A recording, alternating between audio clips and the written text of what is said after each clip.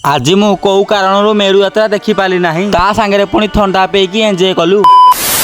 हाँ तो मैं हूँ पप्पू, स्वागत करता हूँ मेरा एक न्यू ब्लॉग में। आज ब्लॉग टा स्टार्ट होची मोर दिन 3टारू कहीं आज थिला मेरु से आंब गछुर किछि आंब तोली आनलु। आंब तोली आनिबा परे सुभादादा मु आ आलोकदा बाहरी पलु सुलिया गाधे जा पाई कहीं ठाकुर पाखु आंब दे जिबार थिला। आंब देकी आसिया परे संध्या हो जाइतिला। आउ तापरे जग्गा मु ढकरी बाहरी पड़थलु गाड़ी नेकी मेरु यात्रा देखिया पाई। आउ सेठारे ये कोन भाई लोक पूरा शून्य। आउ सेठारे बहुत समय धरी खोजाखोजी कर सारिया परे एमिति जणा पड़थला जेमिति कि सेठारे मेरु ही हेइ नथला। अरे नाइ भाई सेठारे मेरु हेइतिला किंतु आम गाँव रो गोटे पिलाटा हमको ठकी देइछि।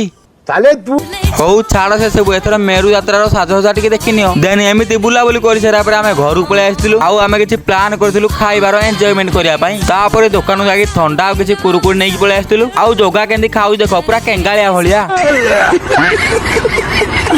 आउ भाई मु तो पूरा चाहा पिला भलिया पिउछि।